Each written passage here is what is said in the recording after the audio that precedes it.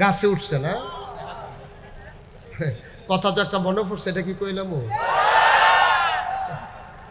ওই গাছ উঠছে শূন্য মনে হয়েছে আর কি। তো এক লোক নারিকেল চুরি করার জন্য নারিকেল গাছে উঠছে, নিচে ঘাস, ঘাস নেওয়ার জন্য একটা বাঁশের একটা টুকরি আছে, এটার আমাদের কুমিল্লায় কই জুহিল, আপনাদের এলাকায় কি কয়? থাক, আপনাদের এলাকায় জিজ্ঞেস করলাম, হয়তো এক এলাকার মানুষ না, এটা সিদ্ধান্তে পৌঁছতে আবার তদন্ত কমিটি করা লাগবে। যে যেটা কন ঘাস উঠাই সেটা যেটাতে নেয় আর কি। তো ওইটা ও নিচে রাইখা, গাছের নিচে রাইখা, নারিকেল গাছের নিচে রাইখা ও নারিকেল গাছের মাথায় উঠছে। ওইটা চিন্তা করছে যে ডাব চুরি করবে, নারিকেল চুরি করবে। তো মালিকটার পাইয়া গেছে, মালিকটার পাওয়ার পরে দৌড়াইয়া গাছের গোড়ায় আইসা দেখে যে নিচে ওই টুকরি আছে, আর উপরে লুক টর্চলাইট টিপ দিয়ে দেখে যে লুক পাওয়া গেছে। তো উনি কইতেছে ঠিক আছে, আজকে পরশু ধরা। তো উনি ডাকতে গায়ে গাছে কে? আমি। কই কি করতে আসো? কই দুগলা ঘাস তোলার লেগে উঠছিলাম। নারিকেল গাছের মাথায় ঘাস পাওয়া যায়? কয় গিয়া যখন দেখলাম নাই, তো নামে আইসা করতেছি না, আমি কি বৈশা রয়েছি? হ্যাঁ না, মনে করছি আছে, যখন গিয়ে দেখছি নাই তো আইসেই তো পড়তে আছি, আর সমস্যা কি? এটা বোধ হয় এইরকম আর কি। হ্যাঁ উঠছে। আমিন কন, জুড়ে কন, আরো জুড়ে। যেই কথাটুকুন বলছিলাম, আল্লাহর শুকরিয়া আদায় করে শেষ করা যাবে? কি না দিছে আল্লাহ, আপনি কি একটু খেয়াল করেছেন? আল্লাহ কি না দিছে আমাদেরকে, কত নিয়ামত! আপনি যেদিকে তাকাবেন কত নিয়ামত। এই যে এখানেই তাকান, সামান্য একটু প্যান্ডেল, দুই পার্শ্বে খুঁটি, ধর্নার বাঁশ, বাঁশের টানা, রশির বাঁধ, কাপড়ের ছাউনি, সামান্য একটু প্যান্ডেল, এটার ভিতরে কত আয়োজন! সুবহানাল্লাহ বলবেন না?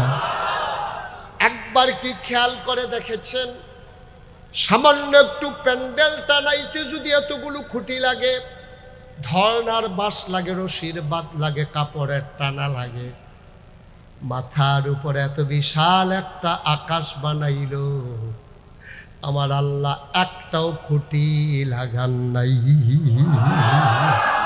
সুবহানাল্লাহ, সুবহানাল্লাহ। এত বড় আকাশ বানাইল মাওলা, একটাও খুঁটি নাই। আমি মনে করেছি ঢাকাতে নাই, হয়তো খাগড়াছড়িতে আছে অথবা সিলেটে আছে। আমি খাগড়াছড়ি মাহফিলে গেলাম, আমাকে উঁচু পাহাড়ে উঠানো হলো দেখার জন্যে। ওই এলাকার এমপি, ওনাকে যে এখানে উনি পাহাড়ের উপরে উঠার পরে আমি এদিক সেদিক খুঁজতেছি, এমপি সাহেব আমাকে জিজ্ঞেস করেন, হুজুর কি খুঁজতেছেন? আমি বললাম আকাশটা টানানোর জন্য কোনো খুঁটি আছে কিনা খুঁজতেছি। উনি আমার দিকে হাসি দিয়া কয়, কয়েকবার খুঁজছি, নাই। অনেকবার তালাশ করছি, খুঁটি নাই। সিলেটে নাই, পৃথিবীর প্রান্তে কোথাও নাই। উত্তর মেরু, দক্ষিণ মেরু, প্রাচ্য থেকে পাশ্চাত্য, এই আকাশটা নাই, আল্লাহ একটাও খুঁটি নেন নাই। শুধু কি তাই, মুসলমান, এই পৃথিবী যেন হঠাৎ করে নড়ে চড়ে না উঠে, জায়গায় জায়গায় আল্লাহ পেরেক বসাই দিলেন।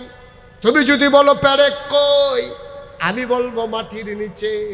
তুমি যদি বলো পেরেকের মাথা কই, আমি বলবো খাগড়াছড়ি, বান্দরবন, রাঙ্গামাটি, ময়নামতি, ক্যান্টনমেন্ট আর সিলেটের গারো পাহাড়, সবগুলো ঘুরে ঘুরে দেখো। আল্লাহর কোরআন কয় এইগুলো পাহাড় না, এইগুলাই হইল পেরেকের মাথা। চিন্তা করে দেখেছেন? আহা ভাই, আওয়াজটা বন্ধ করতে হবে তো, আমার মারাত্মক কষ্ট হচ্ছে কথা বলতে। একেবারে পিন পতন, নিস্তব্ধতা, একটা শব্দ হবে না। আহা, এটা আওয়াজ হচ্ছেই। পর্দাটা খুলে দেন, তখন ধরতে পারবেন যে কে আওয়াজ পড়তে আছে, তারে ধরতে পারবেন। এখন তো ধরতেও পারতেছেন না।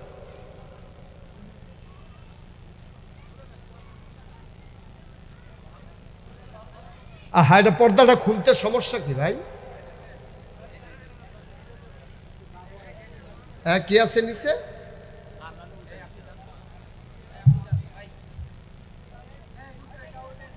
এই যে তো তুমি এতক্ষণ শুনতেছো না? আহা, হ্যাঁ, যন্ত্রপাতি লইয়া হ্যাঁ বইয়া রইছে। জি ওকে ফাইন, খুলতেছে। এই এতক্ষণে খোলার লুক আইছে, হ্যাঁ বোধ ঘুমাই গেছিল, খোলা যে লাগবে না মনেই নাই। হ্যাঁ ঠিক আছে, ফাইন। হ্যাঁ ঠিক আছে, আপনার মঞ্চে কথা বললেন না, এমনি কত কথা, আর কথার দরকার না। আমিন কন জোরে। হ্যাঁ ঠিক আছে। তো এত লোক কথা তো কইবই, আমি তো এতক্ষণ দেখি নাই এত লোক যেখানে আছে, তো হেরা যে এতক্ষণ আরো কথা কইছেন এটাই তো বেশি। এখন আর কথা বলা যাবে না, একবারে চুপ। ঠিক আছে ভাইয়া, আর বলবে না, এখন তো আমাকে দেখতে পাচ্ছে তো। হ্যাঁ ঠিক আছে, উনি এমনি অনেকবার যায়। হ্যাঁ এটাই তোমার শেষ যাওয়া। মারহাবা বলেন, জুড়ে বলেন। ওই যেখানে শুরু করেছিলাম আমরা না, আকাশ বানাইলেন খুঁটি ছাড়া, জমিন বানাইলেন সমতল করে, পাহাড় বানাইলেন পেরেগের মাথা করে। শুধু কি তাই, কলো কলো বেগে বয়ে যাওয়া নদী, নদীর ভিতরে পানি, পানির ভিতরে মাছ, নদীর কিনারে গাছ, গাছের ভিতরে ফুল, ফুলের পরে ফল, নারিকেল গাছের মাথায় ডাব, ডাবের ভিতরে শরবত, আখের ভিতরে রস। সুবহানাল্লাহ কয় না? কত নিয়ামত আল্লাহ দিল, কোন নিয়ামতের শুকরিয়া আদায় করবা? শুকরিয়া আদায় শুরু করা যায়, শুকরিয়া আদায় করে শেষ করা যাবে না। আমি মুসলমান, তিনি আমার আল্লাহ, ঠিক কিনা? এই জন্য আমি প্রায় বলি, পৃথিবীর সব গাছ কলম বানাইয়া, সাগরের সব জল কালি বানাইয়া।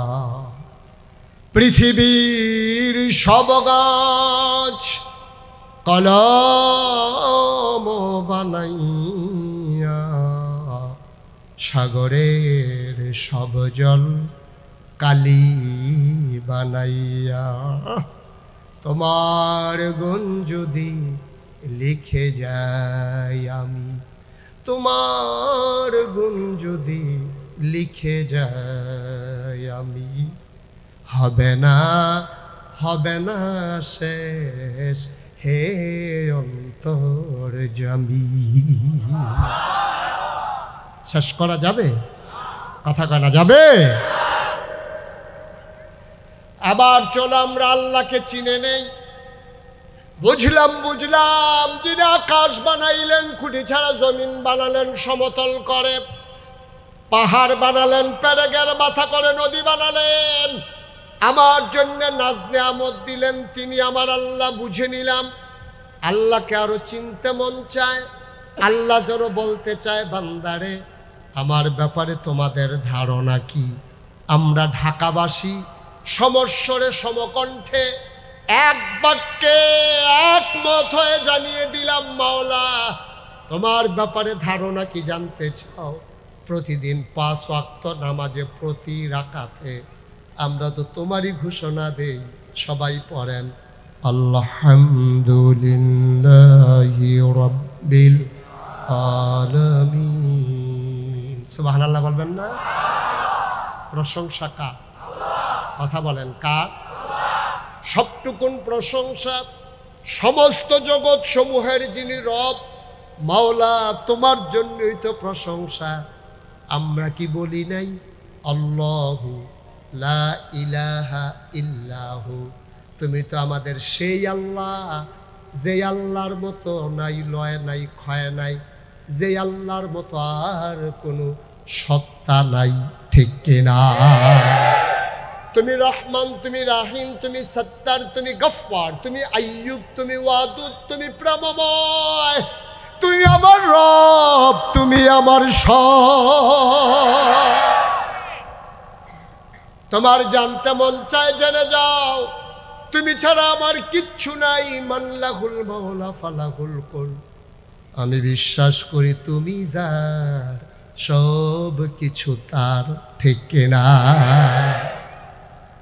এবার মাওলা জানিয়ে দাও, ওই যে নবীর কথা জানতে চাইছিলাম, তোমারে মোটামুটি চেনে নিলাম।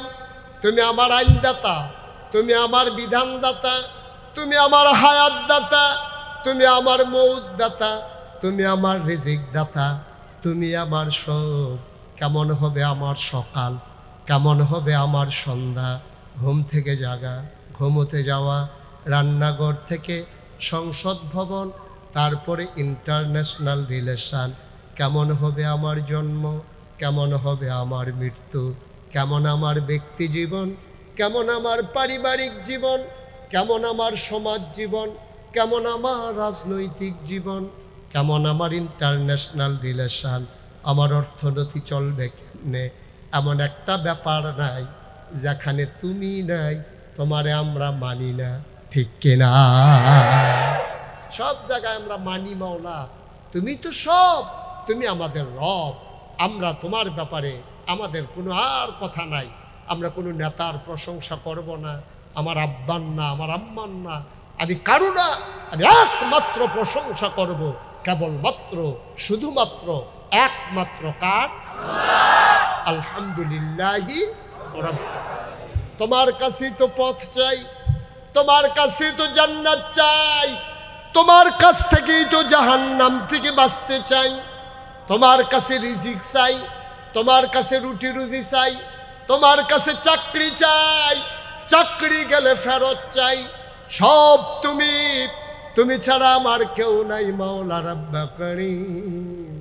আমি খুঁজে খুঁজে দেখলাম সবই মিথ্যা, সবই মিথ্যা, সবই ভেজাল, সবই ধোঁকা। তুমি আছো একমাত্র, তুমি আমার আল্লাহ, এই ব্যাপারে আমার কোনো সন্দেহ নাই। তুমি আমার বিবেক দিয়েছ, বিবেচনা দিয়েছ, ভালো মন্দ বোঝার ক্ষমতা দিয়েছ। তুমি তো আমাদের ব্যাপারে ঘোষণা দিয়েছ, রাদিয়াল্লাহু আনহুম ওয়া রাদু আনহু। একদল মানুষ এমন যাদের ব্যাপারে আল্লাহ খুশি, আল্লাহর ব্যাপারে তারা খুশি, ঠিক কিনা? আমরা আল্লাহর ব্যাপারে খুশি, খুশি না? কথা কোন খুশি না? আল্লাহ যেমনে রাখে আমরা খুশি। আবার আমাদের ব্যাপারেও আমরা আল্লাহকে জিজ্ঞেস করি, আল্লাহ আপনি কি আমাদের ব্যাপারে খুশি? কয় হ্যাঁ, যে নিজেকে সমর্পণ করেছে আল্লাহর দরবারে, আমি তার ব্যাপারে খুশি। সুবহানাল্লাহ বলবেন না? আচ্ছা, একটা মানুষের ব্যাপারে আল্লাহ যদি খুশি হয়ে যায়, তার কোনো টেনশন আছে? ওয়ালা তাহিনু ওয়ালা তাহজানু ওয়া আনতুমুল আ'লাউনা ইন কুনতুম মুমিনিন। আল্লাহ কয় তোর কোনো পেরেশানি নাই, তোর কোনো চিন্তা নাই। ওয়ালা তাহিনু ওয়ালা তাহজানু ওয়া আনতুমুল আ'লাউনা, তোমরাই হবা সফল কাম, তোমরাই হবা বিজয়ী। সাময়িক অপদস্থ হবা, সাময়িক টিটকারির পাত্র হবা, সাময়িক মস্কারা হবা, শেষ হাসি তোমরাই হাসবা, ঠিক কিনা? শেষের হাসিটা সবটাই তোমাদের, শেষ বিজয়টা তোমাদের। ওয়া আনতুমুল আ'লাউনা, তোমরাই হবা সফল কাম, তোমরাই হবা বিজয়ী। ইন কুনতুম মুমিনিন, শর্ত হইল যদি তোমরা মুমিন হইতে পারো, ঠিক কিনা? কিন্তু এই বাংলাদেশে যেখানে শতকরা 92 জন লোক মুসলমান, এই দেশে পাগলের মতো কথা কয়, উদ্ভ্রান্তের মতো কথা কয়, নাস্তিক মুরতাদের মতো কথা কয়, এমন মুসলমানের সন্তান আছে নাকি নাই? আপনারা তো ঢাকার মানুষ, আমরা তো অজপাড়া গায়ের মানুষ, সেই নিবৃত পল্লীর মানুষ। আমরা ঢাকার মানুষ, রাজধানীর মানুষ, সচেতন মানুষ। এই আপনাদের সব খবর আছে। ঢাকা ইউনিভার্সিটির একটা প্রফেসর গত কয়েক বছর আগে তিনি হঠাৎ করে একটা সেমিনারে, তিনি একটা কনফারেন্স হলে তিনি বক্তব্য রাখলেন। খুব খেয়াল করে শুনে কি বক্তব্য দিলেন। তিনি বললেন, যেই সব মেয়েরা পর্দা করে, বোরকা পরে, হিজাব লাগায়, নিকাব পরে, ওই সব মেয়েরা ঢাকা ইউনিভার্সিটিতে পড়ার দরকার নাই। আপনারা কি রাজি? আপনারা রাজি? উনি বোধহয় কিছু রাজি। আপনার কেউ রাজি? এটা আপনার মেয়ে আপনার ছেলের মেয়ে যদি ঢাকা ইউনিভার্সিটিতে চান্স পায়, তা আপনি ইসলাম মানেন, আপনি প্র্যাকটিসিং মুসলিম, আপনি ইসলাম মানার কারণে আপনার ঘরের সবাই ইসলাম মানে, আপনার ওয়াইফ ইসলাম মানে, আপনার মেয়ে ইসলাম মানে, আপনার ছেলের বউয়েরা ইসলাম মানে, ছেলে ইসলাম মানে, ইসলাম মানার কারণে ইসলামের ফার্স্ট বিধান ওরা পর্দা করে মেধাবী ছাত্রী চান্স পেয়ে গেছে ঢাকা ইউনিভার্সিটিতে। এখন ওই প্রফেসর বলতেছে যেহেতু সে পর্দা করে, সেটা তো সেকেলে পর্দা মানে প্রতিক্রিয়াশীল। ১,৫০০ বছর আগে পর্দা এটা এখন আধুনিক বাংলাদেশে চলে নাকি? এখন আমরা আধুনিক হইছি, আমরা এখন অনেক দূর আগাইছি, গোটা বিশ্ব এখন কম্পিউটারাইজড, গোটা বিশ্বকে বলা হচ্ছে গ্লোবাল ভিলেজ। এই জায়গার ভিতরে একটা পর্দা পইড়া বুরখা গায়ে দিয়া তারপরে ঢাকা ইউনিভার্সিটিতে ঢুকবে, কি দেখা যায়? এটা মোটেও সুন্দর লাগে না। এই জন্য এই মেয়ের ঢাকা ইউনিভার্সিটিতে পড়ার দরকার নাই, এটাকে আপনারা মানেন? তো সে বলছে তো, সে তো রিক্সা চালায় না, সে তো ঢাকা শহরে অটো চালায় না, সে সিএনজি ড্রাইভার না, সে গার্মেন্টস কর্মী না, সে শিক্ষিত সজ্জন একটা মানুষ, কত জ্ঞানের অধিকারী। ঢাকা ইউনিভার্সিটিতে ছাত্র হিসেবে চান্স পাওয়াই তো কঠিন, আর সে প্রফেসর।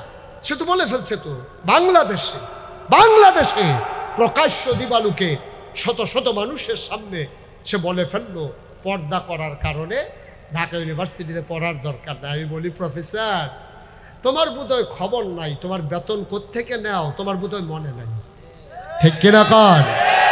তুমি বেতন নাও বাংলাদেশের রিক্সা শ্রমিক জনতার ঘামের পয়সায়, ঠিক কিনা বলো?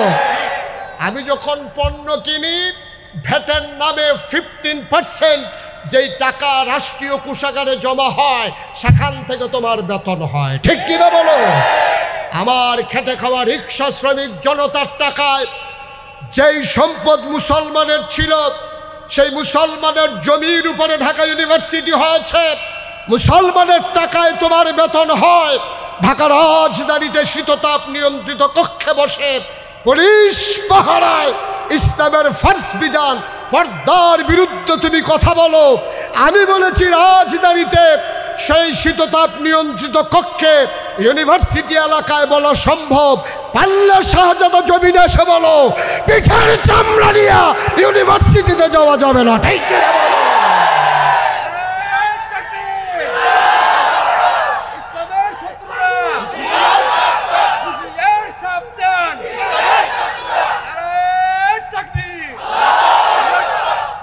যেই দেশে ফজরের আজান শুনে মানুষের ঘুম ভাঙে, আশার নামাজ পড়ে দরুদ পড়তে পড়তে যে দেশের মানুষ ঘুমোতে যায়, যেই দেশ মসজিদের দেশ, যেই দেশ মাদ্রাসার দেশ, যেই দেশ আলেম ওলামার দেশ, যেই দেশে হক্কানি পীর মাশায়েখ ওলামায়ে কিরাম নেংটির বদলে মানুষকে লুঙ্গি পরা শিখিয়েছে, হরারামের জায়গায় কলমা পড়তে শিখিয়েছে, শ্রীর জায়গায় মোহাম্মদ লিখতে শিখিয়েছে, টিকির বদলে টুপি পড়তে শিখিয়েছে, সেই দেশে বাস করে ৯২ জন লোক মুসলমানের দেশে ইসলামের বিরুদ্ধে কথা বলবা বাংলার মুসলমান বরদাস্ত করবে না, ঠিক কিনা?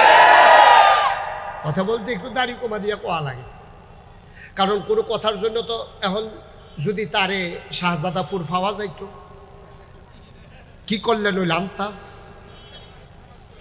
ফাইতেন না তো, আসে না। হ্যাঁ জানে যে এই কথা কইয়া হ্যাঁ না যাওয়া যাবে না। পাবলিক স্পেসে গেলে হ্যাঁ যে শার্ট তো প্রথমে নাই, চামড়া শুদ্ধ যে নাই, এটা খুব ভালো বুঝে, ঠিক কিনা কন? সুতরাং মুখে দিয়া যা আসে তা বলা যাবে না, মন যা চায় তাই করা। মনে রাখবা ১,৫০০ বছর আগে যে ইসলাম এসেছে, তুমি যদি ইসলাম মানতে চাও তোমাকে সেই ইসলামই মানতে হবে। মনে রাখবা তোমার মন মতো ইসলাম হবে না, ইসলামের মন মতো তোমাকে হতে হবে, ঠিক কিনা বলো? ইসলামের মন মতো তোমাকে চলতে হবে, তোমার মন মতো কিন্তু আব্বা ইসলাম হবে না। খেয়াল রাখবে, কষ্ট হচ্ছে আপনাদের না? আমি বলছিলাম আজকে আমরা ঘড়ির দিকে তাকাবো না ইনশাআল্লাহ, শুধু কে উঠে এটা খেয়াল রাখবে, তারা টান দিয়া জাকাত বসাই দিবেন, পরে যা হওয়ার হবে ইনশাআল্লাহ। আল্লাহ যেন কবুল করে, সবাই পড়ি আমিন, জুড়ে পড়ি আমিন। তাহলে আমরা আল্লাহ চিনে নিলাম না? চিন্তার সমস্যা আছে? তিনি আমার রব, তিনি আমার সব। একটু কি থাকেন এক বাক্যে, আমার আল্লাহ হচ্ছেন, তিনি আমার রব, তিনি আমার সব। এবার জানতে মন চায় আল্লাহ, ওই যে কইছিলাম অনেক বড় বড় নবী দিছেন, আমরা নবীরে যে দিলেন ওনার ব্যাপারে একটু জানতে মন চায়। চায় নাকি চায় না? ওনার বিখ্যাত 3টা উপাধি, তিনি ইমামুল মুরসালিন, তিনি খাতামান নবিয়্যিন, তিনি রাহমাতুল লিল আলামিন। সুবহানাল্লাহ। কায়না 3টা বিষয় নিয়ে কথা বলার সময় পাবো না, আজকে শুধু আলোচনা করব তিনি রাহমাতুল লিল আলামিন, তিনি সমস্ত জগৎবাসীর জন্য রহমত, ঠিক কিনা? ওনাকে যে যেইভাবে চিত্রিত করতে চায়, ফ্রান্সে ওনার কাল্পনিক কার্টুন আঁকতে চায়, বিভিন্ন দেশে ওনার চরিত্র নিয়ে প্রশ্ন উঠায়, উঠায় নাকি উঠায় না? আল্লাহ তাবারক ওয়া তাআলা ওনাকে কিভাবে তৈরি করেছেন, কিভাবে ওনার নজরে, আল্লাহর নজরে নবী কেমন, এটা আমরা আগে জেনে নেব। কে কি মনে করলো, কোন পাগল ছাগল কি বললো, এতে আমাদের কিছু আসে যায় না, ঠিক কিনা কম? কারণ যার যেটা আন্দাজ নাই এটার ব্যাপারে তো কথা বলে লাভ নাই। ওই যে আমাদের যমুনা সেতুর পাড়ে গিয়া 2 ভিক্ষুক দাঁড়ায় দাঁড়ায় চিন্তা করতে আছে, এই ব্রিজটা করতে কত খরচ হইতে পারে। 2 ভিক্ষুক যমুনা সেতুর পাড়ে দাঁড়াইয়া চিন্তা করে ব্রিজটা খরচ কত যাইতে পারে, এটা এত বড় ব্রিজ, নিশ্চয়ই অনেক টাকা গেছে। একজনে কয় মনে হয় 10,000 হইতে পারে, আরেকজনে কয় 10,000-এ তুই এই ব্রিজ করতে পারবি, 20,000-এর নিচে এটা তো আতে দেওয়া যেত না। ভিক্ষুকের যে আন্দাজ, তো ভিক্ষুক তো ভিক্ষুকের নজরে দেখে, ভিক্ষুক তো আপনার ইঞ্জিনিয়ারের নজরে দেখে না, ভিক্ষুক তো আর ইঞ্জিনিয়ার না।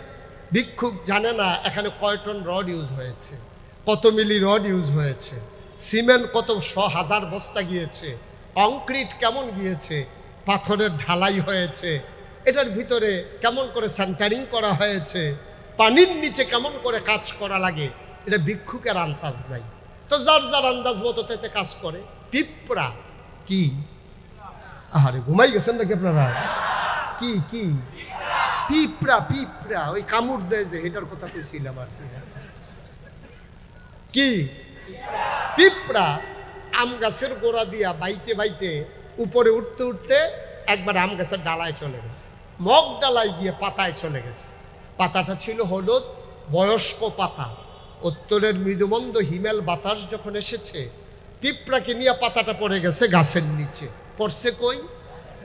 ওই গাছের নিচে, এমন জায়গায় পড়ছে, গাছের নিচে দিয়ে কৃষক তার একটা গরু নিয়ে মাঠে যাইতেছিল। তো যাওয়ার সময় গাছের নিচটা ছিল কাদা, নরম মাটি। ও যখন গরু যখন পা দিছে সেখানে গর্ত হয়ে গেছে। তো গরু দাঁড়াইয়া দাঁড়াইয়া সেই গর্তের ভিতরে পেশাব করেছে। তো গরুর পেশাব পইরা গর্তের ভিতরে এখন পানি টুইটুম্বুর। ওই যে গাছের হলুদ পাতা পিঁপড়াকে নিয়ে পড়ছে ওই পেশাবের উপরে। পেশাবের উপরে পড়ার পরে পিঁপড়া ঘাড়ালগি দিয়ে দেখে অথই সমুদ্র, চতুর্দিকে শুধু পানি আর পানি, কুল কিনারা নাই, নদীর কুল নাই রে, কিনার নাই রে। এই কারবারের ভিতরে সে পড়ে গেছে। সে মনে মনে চিন্তা করতেছে, নিশ্চয়ই প্রশান্ত মহাসাগর, অবশ্যই আমি টাইটানিক জাহাজে আছি। কারণ যেহেতু কুল কিনারা নাই আর আমি যেহেতু ভাসতেছি, নিশ্চয়ই যেখানে আছি এটা প্রশান্ত মহাসাগর হবে, আর আমের পাতাটা হবে টাইটানিক জাহাজ। কারণ পিঁপড়ার কাছে এর চাইতে ছোট চিন্তা, বড় চিন্তা পিঁপড়ার করবে কেমনে, আর ছোট চিন্তা করবে কেমনে? শুধু পিঁপড়া। তার নজরে গরুর পেশাবটাই হচ্ছে প্রশান্ত মহাসাগরের অথই জলরাশি, আর আম পাতাটা হচ্ছে টাইটানিক জাহাজ। সুতরাং আমার নবীকে নিয়ে যারা কথা বলে ওরা পিঁপড়ার চাইতে নিকৃষ্ট, ঠিক কিনা বলে? কারণ ওর জ্ঞানের পরিধি যদ্দূর, ও তো কথাও বলবে এদ্দূর। তার ব্যাপারে কোরআনুল কারীম আল্লাহ ওয়াজও করেছে ১৫০০ বছর আগে। কি ওয়াজ করেছে শুনবেন? কোরআনে ঢোকার আগে মারদুদ শয়তান থেকে ফেরা যাই, যিনি রহমান যিনি রাহিম, তার নামে চলেন শুরু করি, সবাই পড়ি। আউযু বিল্লাহি মিনাশ শাইতানির রাজিম। বিসমিল্লাহ।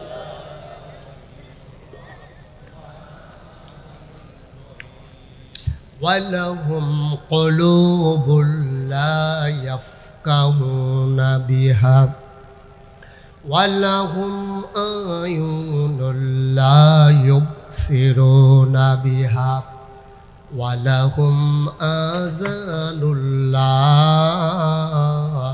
ইয়াসমাউনা বিহা উলাইকা কাল আনআম বাল হুম আদাল। আল্লাহ কয়, ও শাহজাদপুরের মানুষ শুনো শুনো শুনো, ঢাকার মানুষ, বাংলাদেশের বিভিন্ন জেলার মানুষ, বিভিন্ন বর্ণ বিভিন্ন গোত্র, লম্বা খাটো সব মিলে পুরুষ মহিলা শুনে যাও।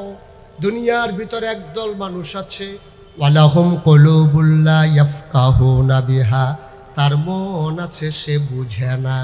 ওয়ালাহুম আয়ুনুল লা ইউবসিরুনা বিহা, তার চোখ আছে সে দেখে না। ওয়ালাহুম আযানুল লা ইয়াসমাউনা বিহা, তার কান আছে সে শুনে না। আমরা বলি আল্লাহ এটা কেমন মানুষ? মন আছে বুঝে না, চোখ আছে দেখে না, কান আছে শুনে না, এটা আবার কেমন মানুষ? আল্লাহ কয়, আমি কি বলছি নাকি মানুষ? উলাইকা কাল আনআম, ওরা হলো চতুষ্পদ জানোয়ারের মতো। আল্লাহ কয় না বাল হুম আদাল, এটা জানোয়ারের চাইতে আরো নিকৃষ্ট, ঠিক কিনা? মন থাকার পরেও যে বুঝে না, চোখ থাকার পরেও যে দেখে না, কান থাকার পরেও যে শোনে না, কত নিকৃষ্ট। আমার বাসা কুমিল্লা শহরে রানীর বাজার একটা এলাকা আছে, ওখানে আমার বাসা। পাশের মসজিদে বাসায় থাকলে নামাজে যাই, রাস্তার দুই পার্শ্বে মসজিদের গেইটে অনেকগুলো ভিক্ষুক বসা থাকে। একটা ভিক্ষুকের সাথে আমার বড় খাতি, অনেকগুলো ভিক্ষুক। একটার দায়িত্ব আমি নিতে চাই যে তোমার যত সমস্যা আমারে জানাবা, আমি চেষ্টা করব। লুঙ্গি লাগলে লুঙ্গি কিনা দেবো, গামছা লাগলে গামছা কিনা দেবো। চাইও তুমি আবার শেরওয়ানি চাও তাইলে কিন্তু দিমুন। এই মিল মতো যেটা যেটা দরকারি জিনিস নিবা, কোনো সমস্যা নেই। তো সেও অপেক্ষায় থাকে আমি কখন মসজিদে যাব। ও জানে আমি মসজিদে গেলে কিছু না কিছু তাকে দেবই। তা আমার এক বন্ধু একবার কুমিল্লা শহরে আমার সাথে দেখা করতে গেছে। ও বলতেছে, দোস্ত আমার তো খুব দেখা করা দরকার, তুমি কই? আমি বললাম, তুমি ওই যে রানীর বাজারের কাছে যে মসজিদ, ওখানে চলে আসো, আমরা একসাথে জুহর পরই দেখা হবে। তো দেখার পরে কথা বলতে বলতে আমি গেট ক্রস করতেছি। তো গেট ক্রস করার সময় এই ভিক্ষুকের কথা আমার আর মনে নেই। তা আমি যে কথা বলতেছি, ভিক্ষুক তো চোখে দেখে না, অন্ধ ভিক্ষুক, চোখে দেখে না, কিন্তু সে কানে তো শুনতেছে আমি যে কথা বলে চলে যাইতেছি। সে আমারে ডাক দিছে, হুজুর চলে যেতেছেন? আমি কারে না, আইতে আসছি। তা আমি আবার ফিরে গেছি। আমি আমার বন্ধুকে বললাম, বন্ধু এই মানুষটা চোখে দেখে না, কিন্তু তার অনেক আকল বুদ্ধি খুব বেশি। কই চোখেই দেখে না, কিসের বুদ্ধি? আমি এখনই টের পাইবা কেমন বুদ্ধি। তা আমি ওর কাছে গেলাম, পকেট থেকে 10 টাকার একটা নোট বার করলাম। কয় টাকা? না কথা কয় না দেখি, ঘুমাই গেছেন আপনারা? কয় টাকা? 10 টাকার একটা নোট দিয়ে তারে বললাম, ওই আমার বন্ধুরে বুঝাইতে চাইলাম তার কত আকল। আমি বললাম, আজকে আমার বন্ধু আসছে, আমার মনে বড় আনন্দ, এই জন্য তোমার 100 টাকার একটা নোট দিলাম। দিছি কত? কথা কয় না, কয় টাকা বলছি? কত? ও টাকাটারে ধইরা কোনার ভিতরে হাত দিয়া কি জানি দেইখা আমার দিকে তাকাইয়া হাসি দিয়া কয়, শয়তানি করেন? আমি কি শয়তানি? কয় 10 টিকা।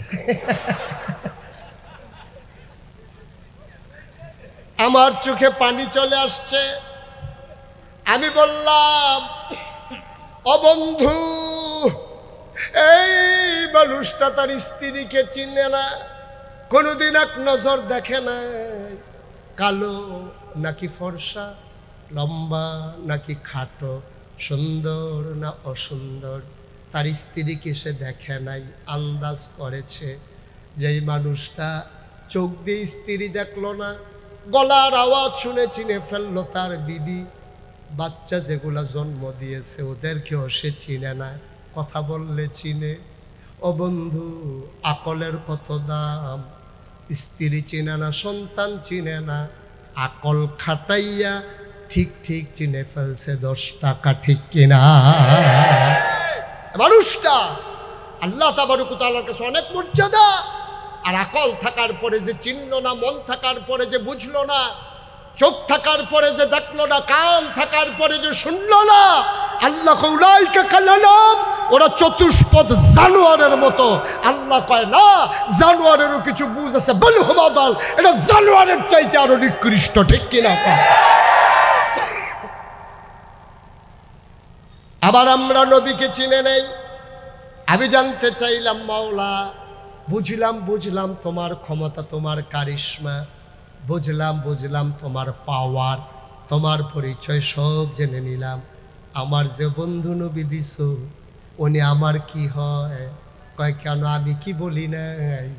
ওয়ামা আরসালনাকা ইল্লা রাহমাতাল লিল আলামিন। সুবহানাল্লাহ বলবেন না? এই আয়াতটা আমি যখন একাকি পড়ি আমার চোখ দিয়ে পানি চলে আসে। কি একটা মজা এই আয়াতটার ভিতর আল্লাহ লাগিয়ে দিয়েছেন। নবীর কথা তো মন দিয়ে শুনলেই কলিজা একটা চিনচিন ব্যথা শুরু হয়ে যায়। আসুন সবাই মিলে বাড়ি ঘরের চিন্তা ছেড়ে দিয়ে সামান্য সময়ের জন্য একাকিত্ব অনুভব করে নিরবিচ্ছিন্ন হয়ে আমরা আবার একটু মজা করে পড়ি।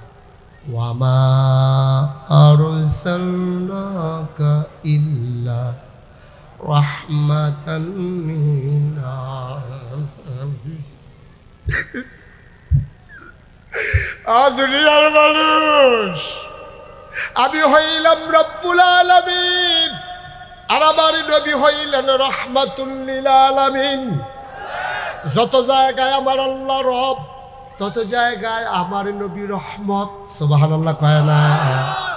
এমন একটা জায়গা নাই আমার আল্লাহর রুবুবিয়ত আছে, আমার নবীর রহমত। এই সিদ্ধান্ত হয়ে গেল, যত জায়গায় আল্লাহ রব, তত জায়গায় আমার নবী রহমত, ঠিক কিনা? কোরআনে আর প্রমাণ আছে নাকি নাই? আল্লাহ আরো সুন্দর করে ওয়াজ করে দিলেন, ফাবিমা রাহমাতিন মিনাল্লাহি লিনতা লাহুম ওয়ালাউ কুনতা ফাজ্জান গালিজাল কলব লানফাদ্দু মিন হাওলিক ফাআফু আনহুম ওয়াস্তাগফির লাহুম ওয়াশাবিরহুম ফিল আমর ফাইজা আযামতা ফাতাওয়াক্কাল আলাল্লাহ ইন্নাল্লাহা ইউহিব্বুল মুতাওয়াক্কিলিন। সুবহানাল্লাহ। আল্লাহ কয়, নবী গো, আল্লাহর রহমতে আপনার মনটাকে আমি সবার জন্য নরম বানিয়েছি। সুবহানাল্লাহ কয় না? ওই দিক দিয়ে কয় আপনি হইলেন রহমত, এই জায়গায় কয় আপনার মনটা নরম। মুসলমান, এইগুলো হচ্ছে কথার কথা, আসো বাস্তবতা খুঁজে নেই। আমার নবী কেমন রহমত জানতে মন চায় নাকি চায় না? আবার আমরা মূল আলোচনায় চলে আসছি। ওই যে লোকটা হাঁটতেছে, ওনারে বসাই দেন। হ্যাঁ, ওনারে বসাই দেন, তাড়াতাড়ি বসান। উনি তাড়াতাড়ি বসবে, এই জন্য তাড়াতাড়ি চলে গেছে। আমিন কন। আহা, জুড়ে কন। মরহুম মাহফিল বানাই ফেললে হবে না তো, প্রাণবন্ত হবে। সবাই মিলে একেবারে উচ্ছ্বসিত হয়ে হৃদয় উজাড় করে দিয়ে আমরা এখন আমাদের নবীর কথা শুনবো ইনশাআল্লাহ। প্রস্তুত সবাই? প্রস্তুত? দেখেন আবার কাপাকাপি করে কথা তো আরেকটা মনে পড়ছে, ওই এইলাম না, পরীক্ষা দিতে প্রস্তুত সবাই? আবার যে কাপাকাপি করেন, ওই যে এক লোক গেছে পরীক্ষার হলে বসেই সে কাঁপতে আছে। ফ্লোর হইলো পাক্কা, বেঞ্চ হইলো কাঠের। এখন ফাঁকার ভিতরে বেঞ্চ যখন লড়ে, ঠটরি ঠটরি আওয়াজ হইতে আছে। হেডমাস্টার স্যার দৌড়ে আসছে, কিসের আওয়াজ হয়? দৌড়ে আইসা দেখে সে বৈশা রয়েছে আর কাঁপতে আছে। স্যার ওকে কাঁপো কেন? স্যার কাঁপি না স্যার। কই দেখি তোমার আওয়াজ শুনে আমি অফিস থেকে এখন পর্যন্ত আসি, তুমি বলতেছো কাঁপো না, তোমার তো গলা শুদ্ধা কাঁপতে আছে। কই জি না স্যার। কই বুতাম শুদ্ধা কাঁপতে আছে তোমার, তুমি কেউ কাঁপো না? কই জি না স্যার, কাঁপি না স্যার। এখন সে কাঁপা থামানোর জন্য সামনের বেঞ্চের ভিতরে হাত দিয়া বসছে, যে একটু শক্ত করে বসলে হয়তো কাঁপাটা আর হবে না। এখন বসারটাও কাঁপে, ধরারটাও কাঁপে, দুইটা মিল্লা কাঁপতে আছে। স্যার কারি দেখি তুমি কি শুরু করছো এখানে আইসা? কয় স্যার কাঁপি না স্যার। কারি দেখি কাঁপতে আছো? কয় স্যার কাঁপার কি দেখছেন? কাঁপা শুরু হবে সামান্য একটু পরে। কয় কোন সময় কাফা শুরু হইব? কয় স্যার প্রশ্ন না তো দিলে না দেখবেন কাফা কারে। তাহলে আমরা কাফা কাফির দরকার নাই। হ্যাঁ, সবাই একেবারে শক্ত হয়ে বসেন। আমিন কন, জোরে কন। এতগুলো লোক আমিন বললে এই আওয়াজ হয়, জোরে কন আমিন। এখন নবী যে রহমত, প্রমাণ আছে নাকি নাই? যে বছর নবী দুনিয়াতে তাশরীফ এনেছেন, ওই জমানায় খুব চিকন কথা, গভীর মনোযোগের সাথে শুনতে হবে। নবী যে বছর দুনিয়াতে এসেছেন, ওই বছরে ওই জমানায় মক্কার একটা নিয়ম ছিল। নিয়ম হলো সম্ভ্রান্ত বংশাবলী যারা, ভুইয়া, চৌধুরী, সরকার, খনকার, পেশকার, স্বর্ণকার, দফাদার, বিভিন্ন বংশ আছে। এরকম বংশাবলী মানুষ যারা, টাকাওয়ালা যারা, ওরা নিজের স্ত্রীর দুধ বাচ্চাদেরকে খাওয়াইতেন না। মায়েরা সন্তানকে দুধ খাওয়াইতেন। আহা, মা সন্তানকে দুধ খাওয়াইতেন না। এখন সন্তান খাবি কি? ওই জমানায় একটা শহর ছিল পাশে মক্কার, তার নাম হলো তায়েফ, যেটা এখনো আছে। কিয়েভ। এই তায়েফ শহর থেকে একদল মহিলা আসতো মক্কায়। ওই তায়েফের মহিলারা ছিল সুঠাম দেহের অধিকারী এবং তাদের ভাষা ছিল খুব সাবলীল, উচ্চারণ ছিল খুব সুন্দর। তারা আরবিতে খুব পারদর্শী ছিলেন। ওদের ফাসাহাত, বালাগাত, ভাষার মাধুর্য, ভাষার অলঙ্কার ছিল অনন্য তৎকালীন জমানায়। তো ওই মহিলাগুলো আসতো মক্কায়। কই আসতো? মক্কায় আইসা টাকার বিনিময়ে ধনী ধনী বাচ্চাগুলা নিয়ে যাইতো তায়েফে। 2-2.5 বছর দুধ খাওয়াইয়া তারপর আইনে আবার দিয়া যাইতো মক্কায়। এটা একটা চিরাচরিত নিয়ম ছিল।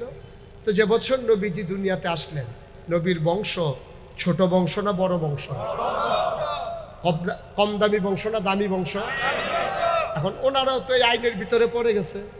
নবীর আম্মা আমিনা, তিনি বুকের দুধ খাওয়াবেন না। সাময়িক ওই দাইমার আসতে আসতে, তায়েফের মহিলারা আসতে আসতে যতদিন, তখন মায়েরা বুকের দুধ খাওয়াইতেন, আর তায়েফের মহিলা আসতে দিয়ে দিতেন, সুপর্দ করে দুধ খাওয়াইয়া নিয়ে আসবে। তো একদল মহিলা ওই জমানায় তায়েফ থেকে রওনা করছে মক্কায়।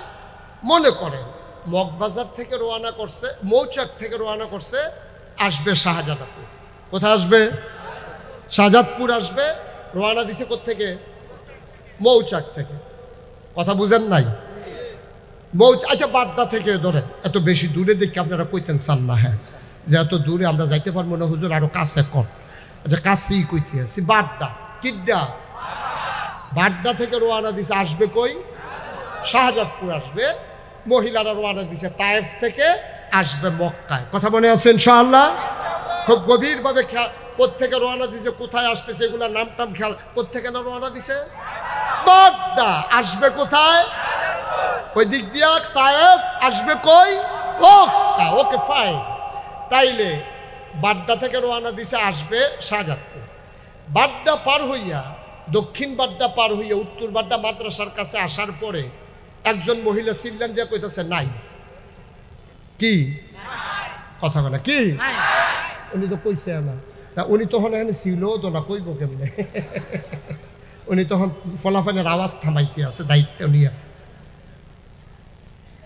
ও দক্ষিণ বাড্ডা থেকে উত্তর বাড্ডা মাদ্রাসার সামনে আসার পরে এক মহিলা বলতেছে নাই। কি বলতেছে? তো সবাই বলতেছে কি নাই? আমার সাথেই ছিল। কই কি ছিল? কয়েকজন মহিলা ছিল। কই কি হয়েছে? কয় এখন নাই। কয় কি নাম? কয় হালিমা। সুবহানাল্লাহ বলবেন না? মহিলার নাম কি? হালিমা। হালিমা নাই। গরিব মানুষ, তার বাহন বড় দুর্বল, ওট ছিল খুব দুর্বল। হালিমার সফর সঙ্গী ছিল 3 জন। হালিমা, হালিমার স্বামী, ওনার ছেলে। ওনার ছেলের নাম হলো আব্দুল্লাহ। মনে রাখতে হবে কি নাম? হালিমার ছেলের নাম আব্দুল্লাহ। তো উটের উপরে উঠছে 3 জন। এমনি উট দুর্বল, আবার উঠছে 3 জন। এমনি স্টার্ট বন্ধ হইয়া যায়, সাধবার ইয়া লুক উঠছে। এখন 3 জন নিয়ে যখন রওনা দিছে, দক্ষিণ বাড্ডা থেকে উত্তর বাড্ডা আসার আগে উট শুয়ে গেছে। ওরা বারবার তদবির করতে আছে, উট আর উঠে না। এখন ওরা অনেকক্ষণ দক্ষিণ দিকে তাকাই থেকে চিন্তা করলো এখন কি করব, যাওয়া তো দরকার, গুলশানে যেতে হবে, শাহজাদপুর যেতে হবে। সময় যায়, পরন্ত বিকেল, সূর্য পশ্চিম আকাশে হেলে পড়ছে, গোধূলি লগ্ন। পাখিরা আপন নিরে ফিরে যাচ্ছে। এই মুহূর্তে সন্ধ্যা হয়ে গেলে শীতের কুয়াশায় বাচ্চারা হয়তো অনেকে দিতে চাইবে না, চলো তাড়াতাড়ি করে যাই। অনেকক্ষণ উত্তর ভাড্ডা থেকে দক্ষিণ ভাড্ডার দিকে তাকাইয়া যখন দেখে যে হালিমা আসে না, ওরা রওনা করেছে শাহজাদপুর দিকে। শাহজাদপুরে আইসা ইন্ডিয়ান এমবিসির ওয়াল ঘেঁষা ওরা যখন ভিতরে ঢুকছে এই এলাকার নাম কি? ঝিলপাড়। কি পাড়? কথা বলা কি পাড়? এই ঝিলপাড়ে ঢুইকা দেখছে কার বাড়ি বড় বিল্ডিং, কে ইঞ্জিনিয়ার, কে সাবেক এমপি। বম্বে চাটে হাওয়া লাইছে, অ্যালট সুদ্ধা খাইয়া ফেলাইছে, কাগজপত্র সুদ্ধা খাইয়া ফেলাইছে। ডাইনাতে বামে তো টিপসই দিছে ফাওয়া সহ টিপসই দিছে। আমার বাংলাদেশ লজ্জায় বাঁচি না বেড়া। খাইতে খাইতে এমন খাওয়াই খাইছে, হগিন্ডি বেডির লিগে বিস্কুট হয়েছে, হেই বিস্কুট হাতে খাইয়া বইয়া রয়েছে। কেনা খা আমরা বেড়া তুলার বালিশও ঘুমাইতাম পানি, হাতে টেহার বালিশ দিয়া ঘুমায়। বাজার কইরা 10 টাকা করে জমাইয়া কোটি টাকা জমাই নিয়েছে। আমি আম্মারে জিজ্ঞেসতাম, আম্মা আপনি কি করলেন সারাটা জীবন? আপনি সারাটা জীবন কি করলেন?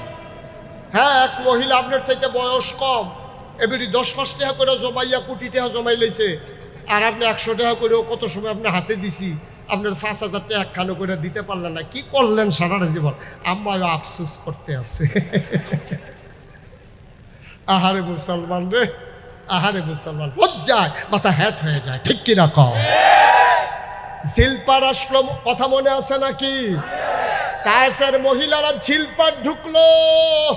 কার বাড়ি কত উঁচু, কার বাড়ি কত দামি, কার বাবা আমেরিকা, কার বাবা ব্রিটেন, ফ্রান্স, জার্মানি, কার বাবা ইটালি, কার বাবা কন্ট্রাক্টর, কার বাবা ইঞ্জিনিয়ার, সরকারি অর্থ সম্পদ লুট কইরা কার বাবা কত বড় নেতা, মন্ত্রী, এমপি, খুইজা খুইজা দামি দামি বাড়িগুলাতে ঢুইকা টাকা বেশি পাওয়ার আশায় বাচ্চাগুলা নিয়ে সবাই রওনা করেছে। রওনা করে শাহজাদপুর ওই যে ইন্ডিয়ান এমবিসির কোনায় যেই মেইন রোডে যখন ঢুকছে, তারা যাইতেছে আর তাকায়া দেখে হালিমা আসতেছে।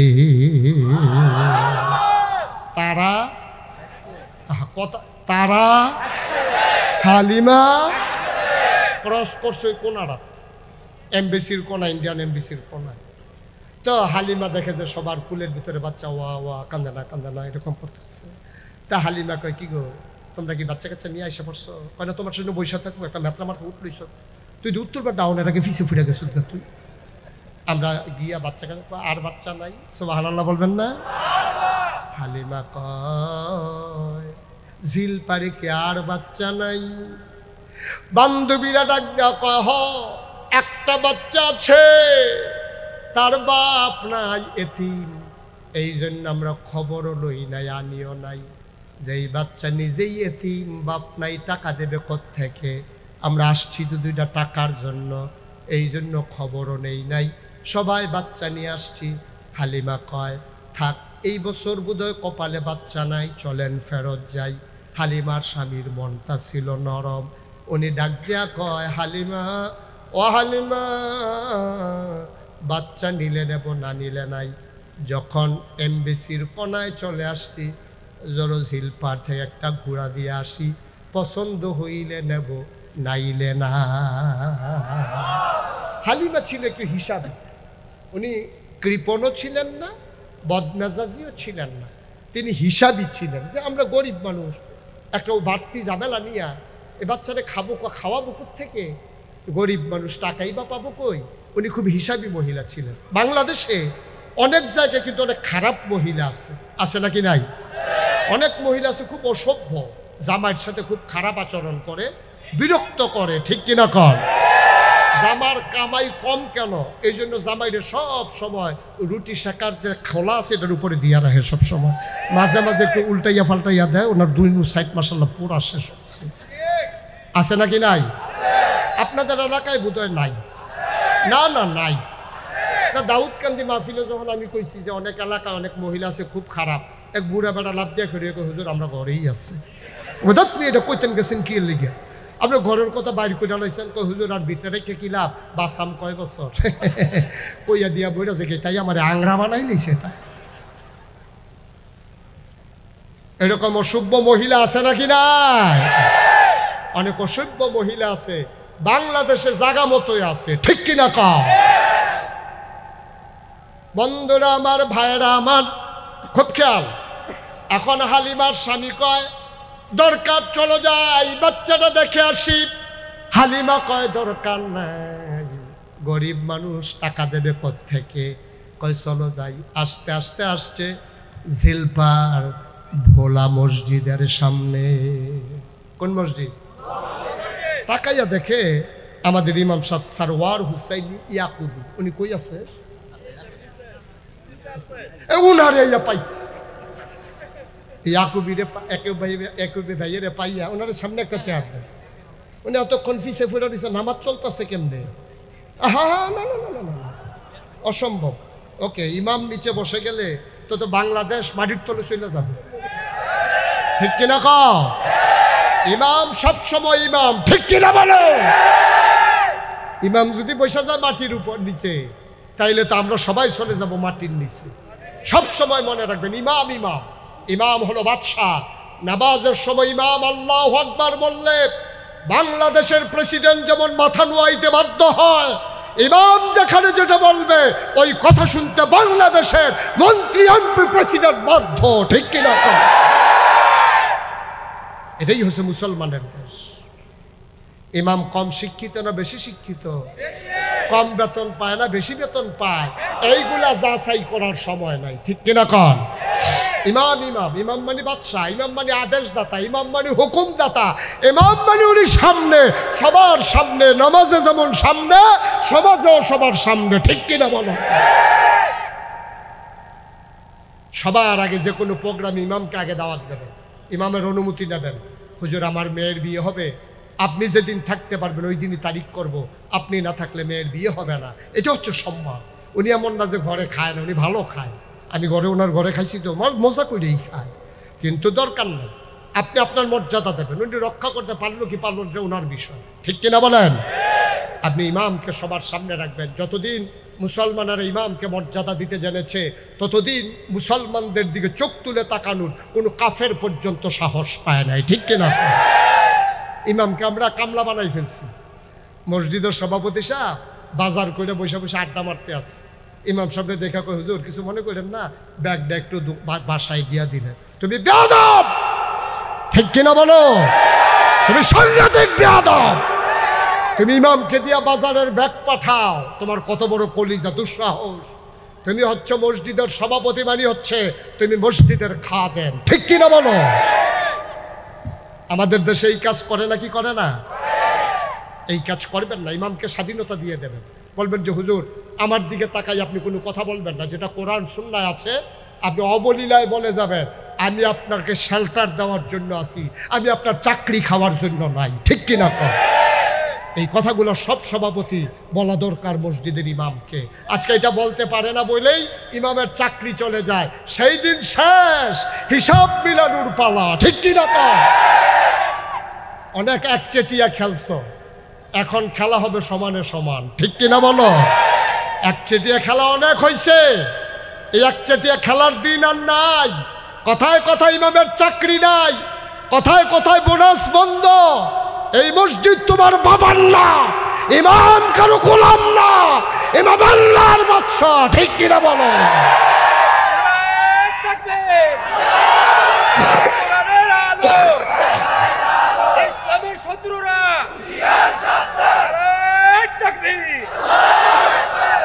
সব মাহফিলে গেলেই দেখি ইমাম রে আরে কয় যে ইসলামের শত্রুরা সাবধান। আরে এমনিই তো সাবধান, আরো সাবধান করে দিয়া সাইজ করে দিছে, কারবার গোড়াই দিছে। হ্যাঁ এমনি কত সাবধানে কাজ করে, কেমনে ফ্যাস লাগান লাগবে? হ্যাঁ কি আপনার মতো আমার মতো ফ্যাস লাগায় নাকি? খুব সাবধানেই ফ্যাস লাগায়, ঠিক কিনা? সুতরাং আর সাবধান করেন না, কোনো মাহফিলের জন্য এটা না শুনি। হ্যাঁ রে এমনি হ্যাঁ কত সিহন কামলা হইছে, আরো করতে আছে সাবধান। হেরা কয় বাড়া তোরাতে অনেক সাবধান। নাউজুবিল্লাহ, কষ্ট হইতেছে বোধহয় না? ছেড়ে দেওয়া দরকার। তো ওই যে হালিমা, কথা মনে আছে তো? হালিমা, হালিমার স্বামী, আর ছেলের নাম নাকি? সচেতন শ্রোতা। এখন আইসা দেখা হয়েছে ইয়াকুবি হুজুরের সাথে। হুজুরের সাথে দেখা হয়েছে পরে হালিমার স্বামী ডাক দেখো, হুজুর বাড়ি কই? বাড়ি কই জিজ্ঞাসা গেলাম 15 বছর এলাকায় দাওয়াত খাইতে খাইতে তামা তামা করে ঢালাইছি সব, এমন কোনো ঘর নাই, চিনি না, কি কারবার সেটা কর। কয় যে হুজুর কথা তো বেশি কিচ্ছু না, আপনার এই এলাকায় নাকি একটা বাচ্চা আছে, তিন মোহাম্মদ সাল্লাল্লাহু, হ্যাঁ আপনি বোধহয় মোহাম্মদের কথাই বলছিলেন। হ্যাঁ হ্যাঁ হ্যাঁ, আব্দুল্লাহর বেটা মোহাম্মদ। আব্দুল্লাহ ভাই সাহেব দুনিয়াতে নাই, সে মায়ের পেটে থাকা অবস্থায় উনি দুনিয়া থেকে বিদায় হয়েছে। বাচ্চা তার বাপ দেখে না, বাবা তার বাচ্চার মুখ দেখে নাই। বাচ্চা বাপ দেখে নাই, বাবা বাচ্চার মুখ দেখে নাই। কি হয়েছে বলেন? ঘরটা কোনটা? আবার ইমাম সাহেব আঙ্গুল দিয়া দেখাই দিলেন, ওই যে ঘর, ওই ঘর মা আমেনার ঘর। হালিমা, হালিমা, হালিমার স্বামী, ছেলে, তিনজন মিলে গেলেন ঘরের কিনারে। কত ভদ্র, কত সভ্য মহিলা হালিমা। ডাক দেয়া কয়, স্বামী গো, এই মহিলার ঘরে স্বামী নাই, পুরুষ নাই, আপনি ভিন্ন পুরুষ, আপনি ঘরে ঢোকা ঠিক হবে না। আপনি আমার ছেলে আব্দুল্লাহরে কোলে নিয়ে একটু দাঁড়ান, আমি একটু ভেতরে দেখে আসি। হালিমা দরজায় দাঁড়ালেন। আসসালামু আলাইকুম। ওয়ালাইকুম আসসালাম। কে বাইরে থেকে সালাম দেয়? আমার নাম হালিমা। কয় কোন হালিমা? আমি হালিমাতুস সাদিয়া। কয় চিনলাম না, আমি তায়েফ থেকে এসেছি বাচ্চা নেওয়ার জন্যে। আবার আমেনা চোখের পানি ছেড়ে দিয়ে কয়, হালিমা গো, ও হালিমা, তোমার বুঝি আমার বাচ্চার জন্য মায়া লেগেছে গো হালিমা। সকাল থেকে তায়েফের কত মহিলা আমার ঘরের দরজার সামনে দিয়ে গেল, আমি বাচ্চাদের ওয়া ওয়া কান্না শুনলাম, উটের পায়ের শব্দ শুনলাম। ও হালিমা, কারো মায়া লাগলো না, কেউ দেখতে এলো না, কেউ আমার বাচ্চার খবরও নিল না। তোমার বুঝি মায়া লাগছে হালিমা? আহলান সাহালান মারহাবা, মোস্ট ওয়েলকাম, আমার ঘরে তোমারে স্বাগতম। আবার হালিমা ঢুকলেন। হালিমা কয়, আমি ঘরে ঢুকে দেখি মা আমেনা বিছানার উপরে আসন পেতে বসে আছে, কোলের ভিতরে একটা ছোট্ট শিশু ঘুমায়। এই রকম একটা সাদা রুমাল দিয়া বাচ্চার মুখটা ঢাকা, বাচ্চার মুখটা এমন করে ঢাকা। সুবহানাল্লাহ বলবেন না? আমি ঢুকে বললাম, আমেনা, ও আমেনা, তোমার ঘরে বাচ্চা আছে শুনেছি, নেবো এমন কোনো কথা নাই, তবে বাচ্চাটা এক নজর দেখতে চাই, এটা আমার স্বামীর আবদার, তুমি দয়া করে বাচ্চারা একটু দেখাও। আমেনা কয়, দেখে নাও নয়ন ভরে।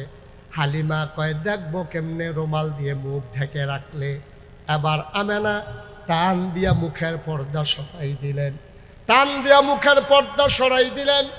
এবার আমেনা, হালিমা কয়, আমি দেখি ফুটন্ত গোলাপ, চতুর্দশী পূর্ণিমার চাঁদ যেন ফকফকা জ্যোৎস্না নিয়া মা আমেনার কুলে হাসতেছে,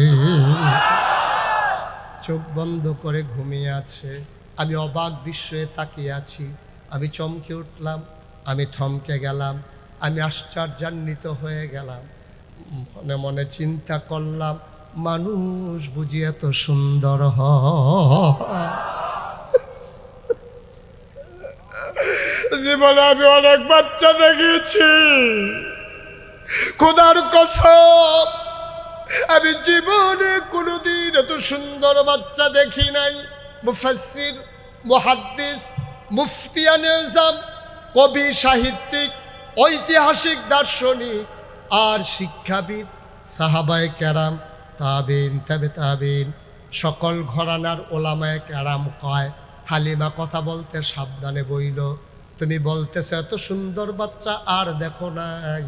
হালিমা গো, এর চাইতে সুন্দর বাচ্চা আমার আল্লাহ আর একটাও বানায় না।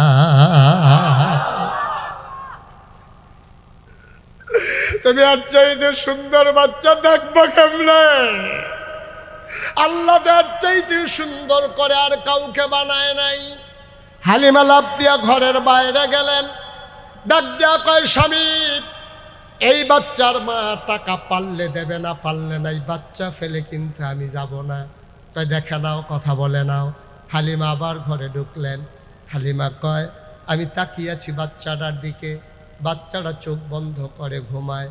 আমি মনে মনে চিন্তা করতেছিলাম, আমি তো তারে দেখি, সে তো আমারে দেখে না, যদিও চোখ দুইটা খুলতো আমারে দেখতো।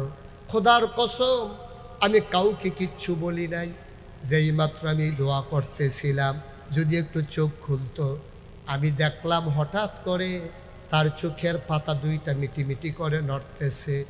আমার মনে হইল চোখের পাতা তো নয়, ফুটন্ত গোলাপি রঙের দুইটা পাপড়ি মৃদু মন্দ বাতাসে যেন দোল খাইতেছে।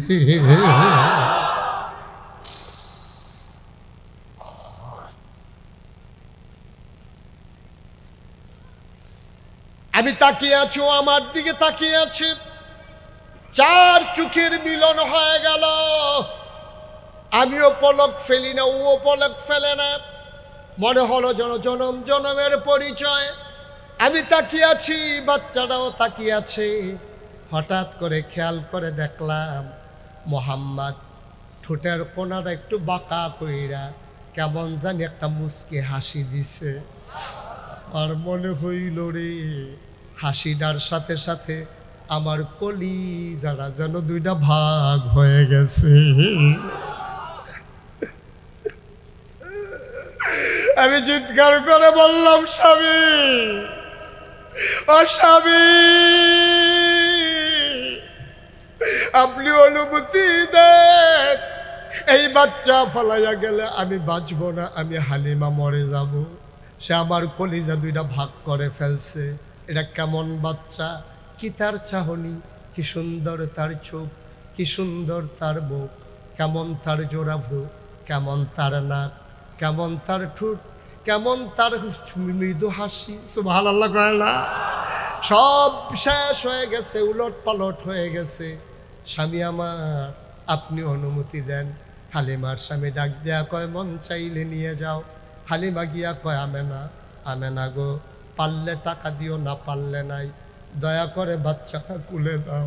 হালিমা, আমেনা, বাচ্চাটা তাড়াতাড়ি কুলে দাও। আমেনা কয়, আসতে, এই বাচ্চা কিন্তু আজব বাচ্চা, বুঝা শুইনা নিও। কয়, বুঝলাম না, কেমন আজব বাচ্চা? কয়, 10 মাস 10 দিন আমি আমেনার পেটে ছিল বাচ্চা। খোদার কসম, বাচ্চা আছে কি নাই 10 মাস 10 দিন আমি বিন্দু পরিমাণে টের পাই না।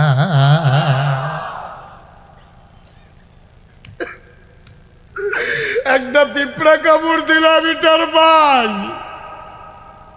খোদার কসম, আমার মোহাম্মদ যখন দুনিয়াতে আসে, আমি একটা পিঁপড়ার কামড়ের মতো টের পাই না।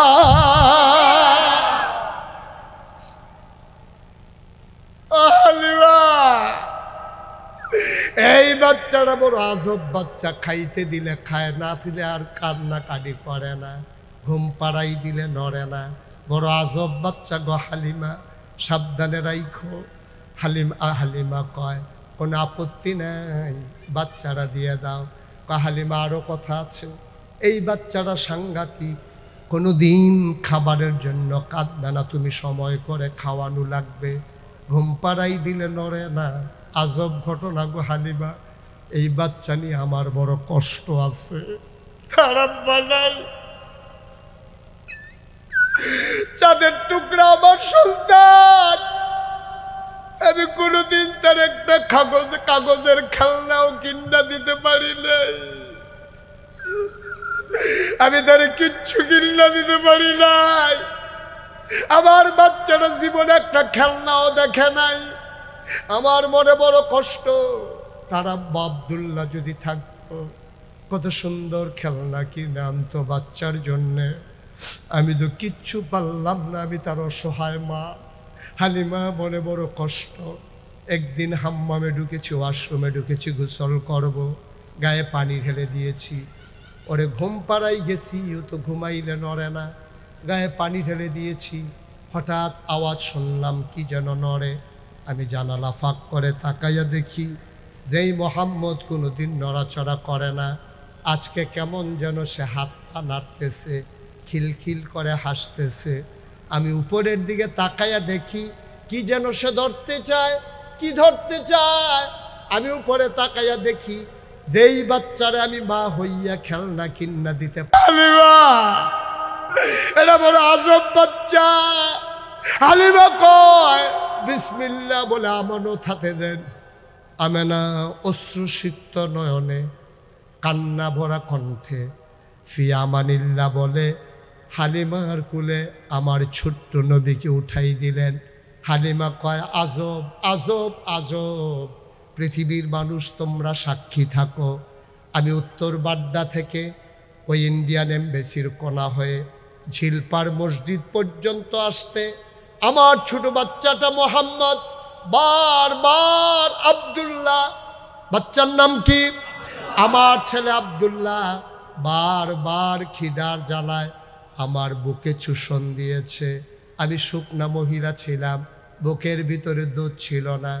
কতবার চেয়েছে, একটা ফোঁটা দুধ সে পায় নাই। খোদার কসম, যেই মাত্র মোহাম্মদকে বিসমিল্লাহ বলে কুলে নিলাম, আমি টের পাইলাম আমার শুকনা দুইটা বুক দুধে ভরপুর হয়ে গেছে। আমি আর একটা সেকেন্ড দেরি করলাম না, দৌড় দিয়ে বাইরে গেলাম। আব্দুল্লাহ রব্বকে বললাম তাড়াতাড়ি উঠে চড়েন। আগে ছিলাম আমরা 3 জন, এখন হয়ে গেলাম আমরা 4 জন। দুর্বল উঠ। 4 জন উঠার পরে শক্ত করে ধরে বসলাম। ওট এখন আর হাঁটে না। চিন্তায় পড়ে গেলাম, ওট এমন করে কেন? আমরা সবাই টের পাইলাম ওট এখন আর হাঁটে না, ওট এখন ঘোড়ার মতো দৌড়া। দেখা হয়েছিল ইন্ডিয়ান এমবেসির কোনায়। কিছু দূর যাওয়ার পরে রাস্তা ক্রস করে পূর্ব পার্শ্বে ওরা গিয়েছে। এমন সময় সামনের যারা হালিমার বান্ধবী, ওরা টের পেল পেছনে যেন ঘোড়ার এই উটের পায়ের শব্দ শোনা যায়। ওরা থমকে উঠল, চমকে দাঁড়ালো, আশ্চর্যান্বিত হয়ে গেল। পিছনে ফিরা দেখে হালিমার উটটা দৌড়াইতে আছে, ওদেরকে পিছনে ফালাইয়া আগাই যায়। বান্ধবীরা ডাইকা কয় হালিমা, হালিমা গো মক্কায় গিয়ে উট বদলাইছো নাকি? ও হালিমা মক্কায় গিয়া কি উট বদলাইছো? হালিমা কয় কে আমারে উট দেবে? তাইলে কি উট আগেরটা? কয় হ আগের উট। কয় আগের উট তো এমনি দৌড়ানোর কথা না, তুমি আর উট এমনি দৌড়ায় কেমনে? হালিমা কান্দে আর কয় আমি জানি না উট কেমনে দৌড়ায়। কয় কে জানে? কয় আমার স্বামীও জানে না। জানে কে? কয় আমার ছেলে আব্দুল্লাহও জানে না। কয় তাইলে জানে কে? হালিমা কান্দে আর কয় আমার মনে হয় উট কেন দৌড়ায় জানে মক্কার শিশু মুহাম্মদ।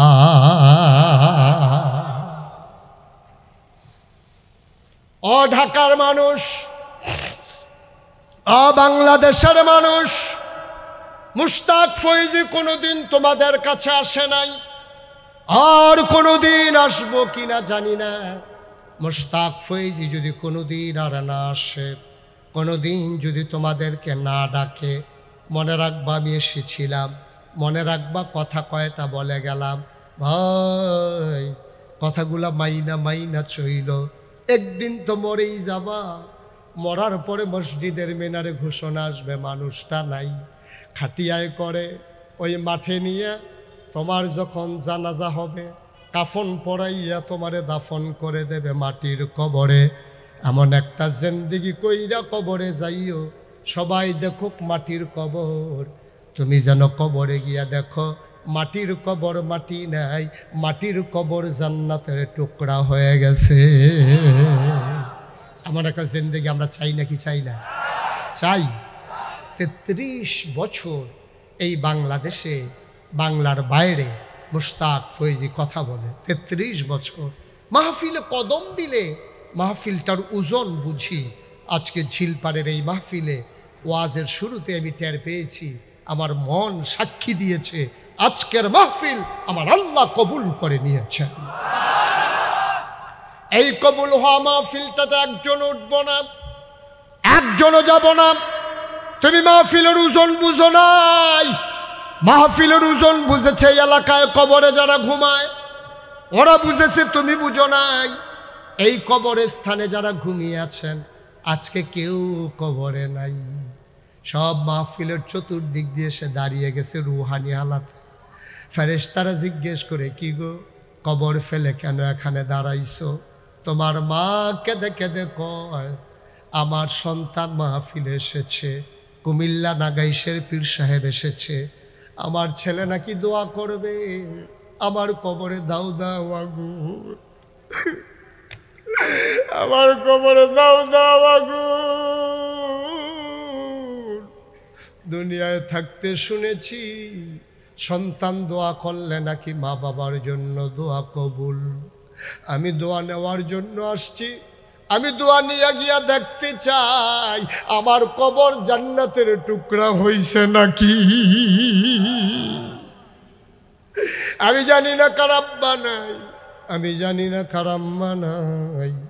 আজকে মায়ের জন্য, বাবার জন্য সবাই মিলে দোয়া করব, আল্লাহ যেন মায়ের বাবার কবরগুলারে জান্নাতের টুকরা বানিয়ে দেয়। পড়ো আমি। আমরা যারা এখানে আছি দাঁড়ানো বসা, আমাদের আমল নামায় গোনা আছে নাকি নাই? আল্লাহ নবী কয়, নো টেনশন, চিন্তার কোনো দরকার নাই, গোনা তো বান্দা করবেই, আমার উম্মত তো গোনা করবেই। সেই উম্মত হইল সেরা। গোনা করার পরে যে উম্মত তওবা করে, সুবহানাল্লাহ কয় না? তোমরা গোনা করেছো, এটা স্বাভাবিক। আদম সন্তান গোনা করবে, এর মানে গোনার লাইসেন্স না, গোনা করতেই পারে, কিন্তু এটার একটা সুরাহারও ব্যবস্থা আছে।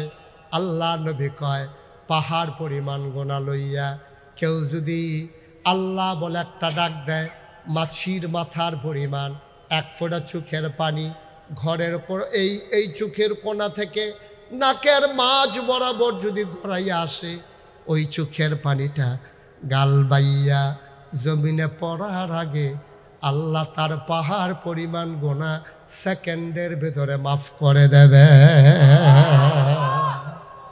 আমরা তওবা করতে সবাই রাজি আছি ইনশাআল্লাহ?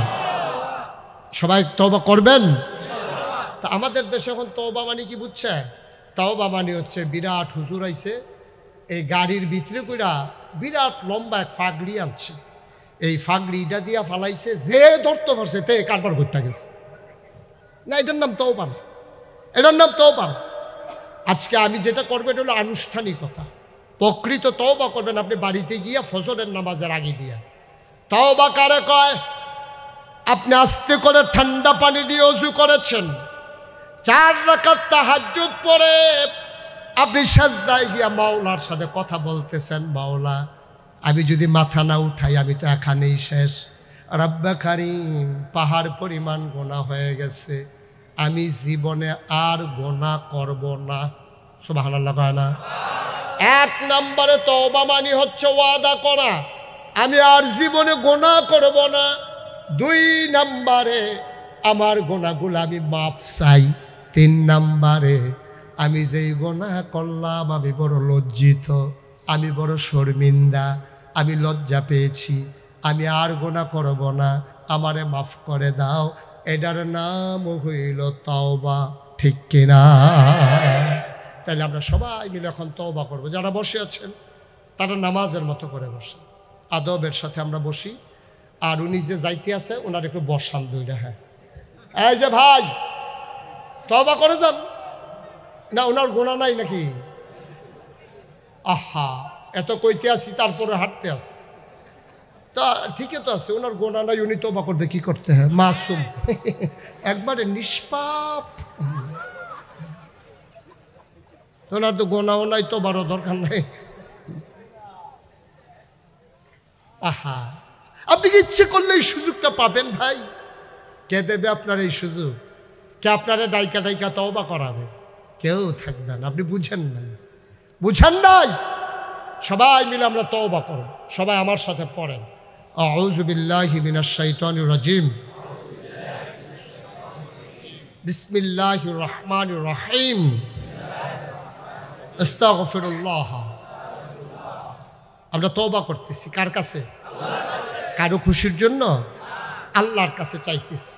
আমি আপনারা দেখেছেন পোস্টার হ্যান্ডবিলে আমার নামের সাথে মুশতাক ফয়েজি পীর সাহেব দুইটা শব্দ লেখা আছে না?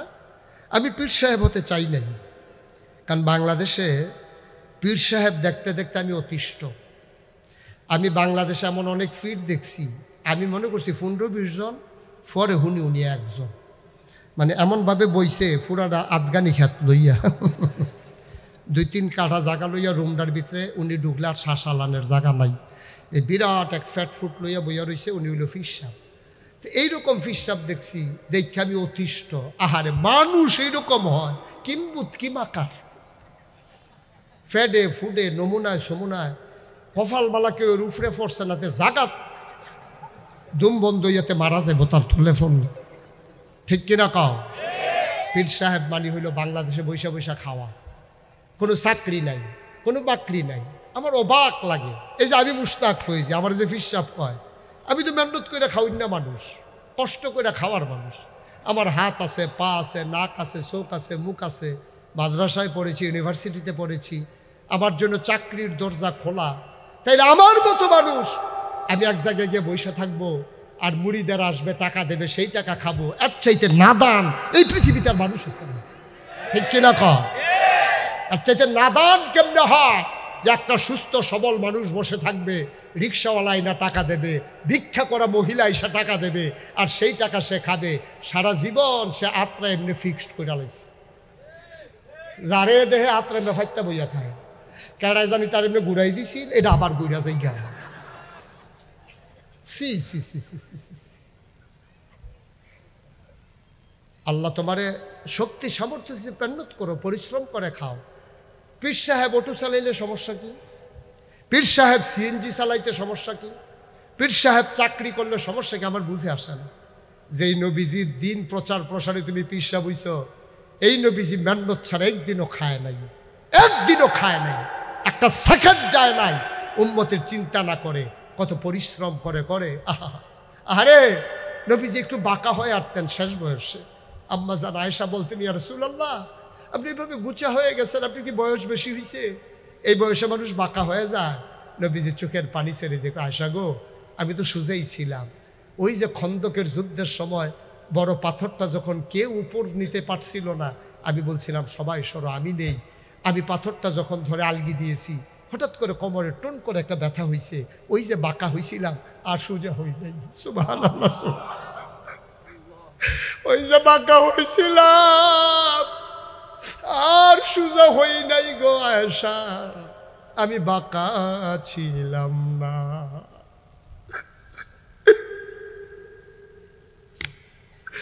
এই নবীর উম্মত তুমি, এই নবীর ওয়ারিস তুমি, তুমি নবীর দিন প্রচার প্রসার করতে চাও, পীরালির নাম দিয়ে তুমি রিক্সাওয়ালার টাকা খাও, তুমি পীর নামের কলঙ্ক, ঠিক কিনা? পারলে রিক্সাওয়ালারে দাও, ভিক্ষা করা মহিলারে দাও, করুণায় তুমি সাহায্যের হাত বাড়াও, বন্যার সময় মানুষের দরজায় যাও। এইটাই হলো নবীর সুন্নাহ তরিকা, এইটাই হইল পীরের ভূমিকা। কিন্তু বাংলাদেশে এই সময় এইরকম পীর সাহেবের বড় অভাব, ঠিক কিনা? মুরিদরা খালি কয় দুনিয়া ছাড়ো, দুনিয়া ছাড়ো, বাবা দুনিয়া ছাড়ো। সব মুরিদরা দুনিয়া ছাড়াইতে আছে, আর উনি দুনিয়াটারে আঞ্জা দিয়া ধরছে। কষ্ট লাগে। মুশতাক ফয়েজি পীর সাহেব, আমার দাদা ফুরফুরার সিলসিলার বড় একজন পীর ছিলেন। আমার আব্বা ইন্তেকাল করেছেন 85 সালে, দাদা ইন্তেকাল করেছেন 98 সালে। আব্বা অনেক আগে ইন্তেকাল করেছেন, দাদার হাতে মানুষ হয়েছে। দাদা একদিন খবর দিল, আমি তখন ঢাকাতে পড়ি। দাদা খবর দিয়ে বাড়িতে নিলেন, দেখলাম বাড়ি ভর্তি অনেক মেহমান, অনেক লোক। এই বললাম কি খবর? কয় যে কথা আছে মাগরিবের পরে। সবাই বসেছে, পরামর্শ করতেছে যে আমার দাদার ইন্তেকালের পরে এই দরবারের দায়িত্বশীল কে হবেন। তখন আমার 3 জন চাচা বেঁচে আছেন, আমার বড় ভাই আছে, সবাইকে বলা হলো, সবাই অপারগতা স্বীকার করে। দাদা বললেন না, আমি কাউকে দেব না, কারণ ওরা আলেম না, এবং কেউ আলেম কিন্তু আমার পছন্দের না, দায়িত্ব পাবে মুশতাক ফয়েজি। আমি হাউমাউ করে কাঁদতে শুরু করলাম। আমি বললাম, আমি কেন, আমি এই বোঝা নিতে পারবো না, আমি ছোট্ট মানুষ, আমার কাঁধে কেন এই বিরাট বোঝা। দাদা আমাকে জড়াইয়া ধরলেন, চোখের পানি দিয়ে আমার পিঠ ভিজিয়ে দিলেন। দাদা আমাকে বললেন, আমি জানি কে পারবে, তুমি পারবা বলেই তোমার উপরে দায়িত্ব। আমার মায়ের কাছে আমাকে নিয়ে গেলেন, বললেন, মুশতাক ফয়েজিকে ইসলামের জন্য তোমার কাছে চাই, তুমি দিয়ে দাও। আমার মাও কাঁদতে কাঁদতে বিদায় দিয়ে দিলেন। দায়িত্ব কাঁধে পড়ে আসলো। আমি বললাম, আমি তো পীর হতে চাই না। আমার দাদা বলল, কেন চাও না? আমি বললাম, আমি বুঝি এই দায়িত্ব কত বড় দায়িত্ব। আমাকে যদি পীর বানাতে চান, আমাকে একটু জমিন দিতে হবে, একটু জমি আমাকে দিতে হবে। আমার দাদা বললেন, জমি দিয়ে কি করবা? আমিও তো গরিব মানুষ, আমার তো জমিন বেশি নাই। এখন যা আছে এখান থেকে দিতে হবে। দাদা আমাকে 9 শতক জমিন দিলেন। আমি তারপরে দায়িত্ব পাওয়ার পরে জমিন কিনা শুরু করলাম। আমার দরবারে কুমিল্লার যারা মানুষ আছেন অনেকেই জানেন, আমার দরবার এখন 18 একর 1800 শতক জায়গার উপরে আমার কমপ্লেক্স। মারহাবা বলবেন না? 1800 শতক, 1800 শতক জায়গার উপর আমার 10টা প্রতিষ্ঠান। কয়টা? জাকির আসকারের জন্য একটা খানকা আছে, একটা দাখিল মাদ্রাসা, নুরানি মাদ্রাসা, হাফিজিয়া মাদ্রাসা, ধাতব্য চিকিৎসালয়, গণপাঠাগার, গবেষণাগার, ছাত্রাবাস, ইয়াতিমখানা, মসজিদ। মারহাবা বলবেন না? 10টা প্রতিষ্ঠান, ফ্রি চিকিৎসা কেন্দ্র আছে। আপনি যান, 5 দিন থাকবেন, মনে হবে যেন বাড়িতে আছেন। কেউ আপনাকে বলবে না কবে যাবেন। রান্না হচ্ছে, খাবেন, ঘুমানোর জায়গা আছে, ঘুমাবেন, গোসল করার জায়গা আছে, গোসল করবেন, মসজিদে নামাজ পড়বেন। মোস্ট ওয়েলকাম, আহলান সাহলান মারহাবা। আমার দরবারে সবার জন্য দরজা খোলা, সবাইকে স্বাগত। আমি বন্যার সময় আমি উদার হস্তে দাঁড়িয়ে গেছি মানুষের পাশে। করোনার সময় আমি রিস্ক নিয়ে মানুষের ঘরে ঘরে দরজায় দরজায় পৌঁছে গেছি। যে কোনো ক্রাইসিস পিরিয়ড ওভারকাম করার জন্যে আমি চেষ্টা করি মানুষের পাশে দাঁড়ানোর জন্য। কারণ আল্লাহ আমাকে যা দিছে আলহামদুলিল্লাহ অনেক দিছে, অনেক দিছে, নিয়ে কুলাইতে পারবো না। আমি চিন্তা করলাম, আমি তো আর সারা জীবন থাকবো না। এই 18 একর জায়গার উপর আমি এতিমখানা করেছি 5 তালা, 4 তালা হয়ে গেছে, 1 তালা বাকি আছে। চিন্তা করলাম, এত এতিম, এত ছাত্র, এলাকার মানুষ, একটা মসজিদ করা দরকার। দরবারের মাহফিলে মানুষ আসতে নামাজের জায়গা নাই। আমার দরবারে যারা ইঞ্জিনিয়ার 10 জনকে নিয়ে আমি একটা টিম করলাম। 10 জন ইঞ্জিনিয়ার মিলে একটা ভিউ দাঁড় করালো, আমার কাছে নিয়ে আসলো। আমি বললাম, এটা কি? কইছে হুজুর মসজিদের ভিউ নিয়ে আসছি। আমি দেখলাম বিরাট বড় মসজিদ। আমি বললাম, এটা কত বড়? কই হুজুর কত বড় চিন্তার দরকার নাই, একসাথে নামাজ পড়বে 6000 লোক। আরো আসতে কোন কয় হাজার লোক? নিচতলায় হাসপাতাল, 19,000 স্কোয়ার ফিট। আপনারা শিক্ষিত মানুষ বুঝবেন, 19,000 স্কোয়ার ফিট আমার হাসপাতাল, নিচতলা সবটা মিলিয়ে।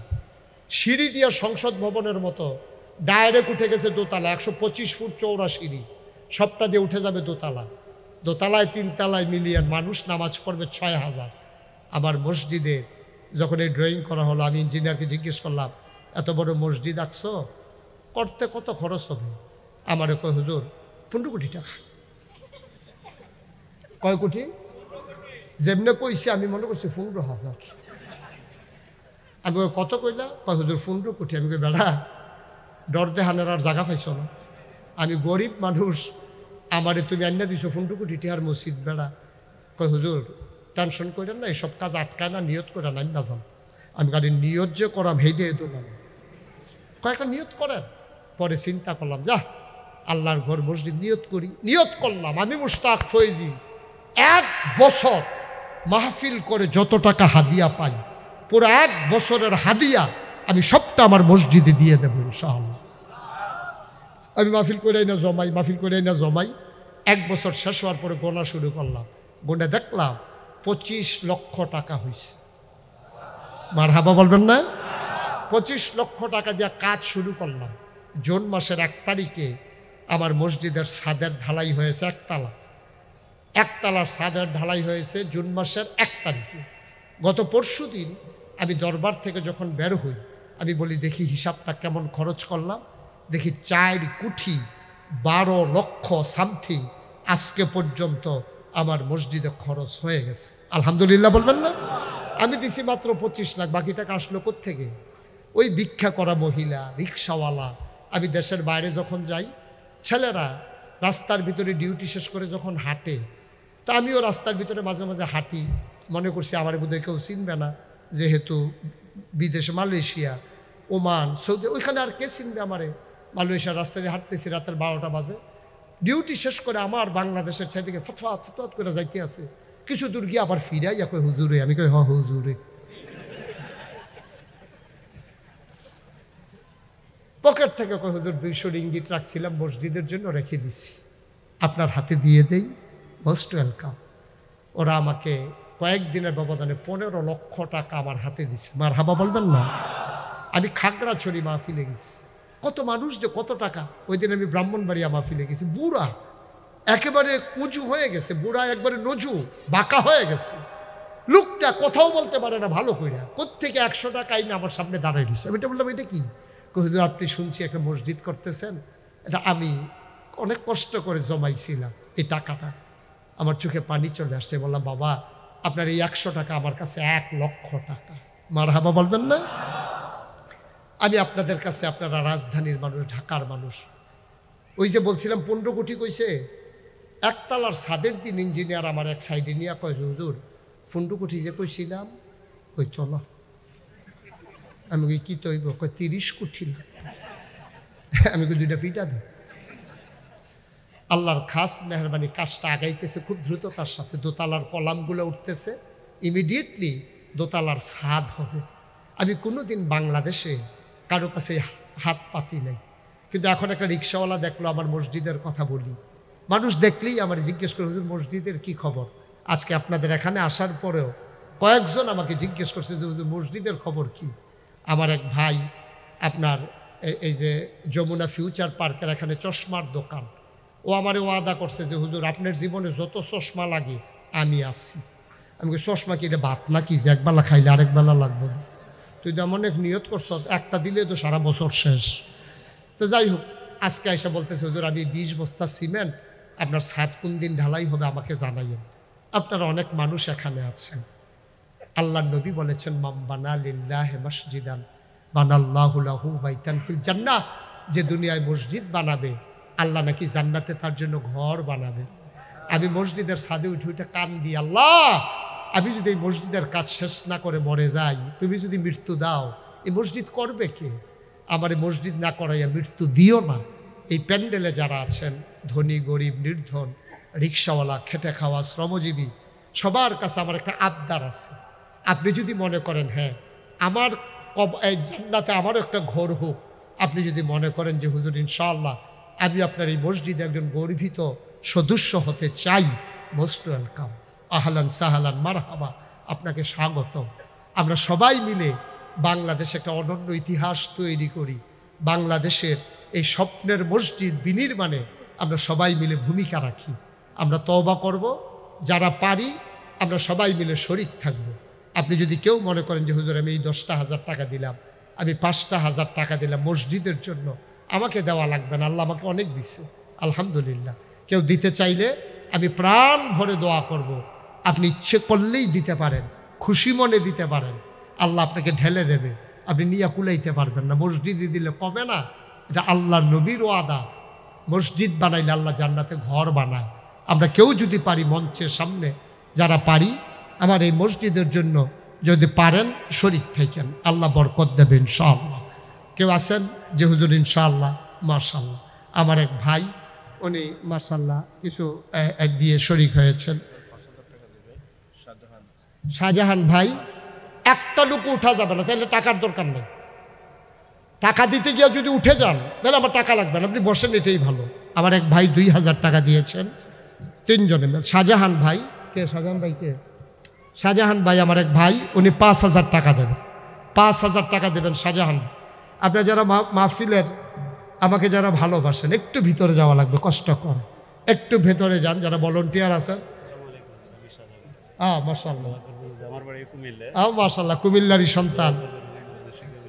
ইনশাআল্লাহ ইনশাআল্লাহ। আমার ভাই মানসিকভাবে একটু অসুস্থ, আল্লাহ যেন শিফা দেয়। পেছন থেকেও 2-4 জন লোক উঠেন, ওনারা যাইতে যাইতে তো ফজরের আজান দিয়ে ফেলবে। মাশাআল্লাহ, আমার এক ভাই, থ্যাংক ইউ। আমার ওয়াজ সবসময় শুনে, উনি ওয়াজ শুনতে শুনতে 5,000 টাকা দেন হয়েছে। মাশাআল্লাহ, হ্যাঁ মাশাআল্লাহ। একবারে পেছনে 2-1 জন ভাই উঠেন, মসজিদে দেবেন, আমাকে না, আল্লাহ দেবে, আল্লাহ বরকত দেবে ইনশাআল্লাহ। একটা লোক উঠবেন না।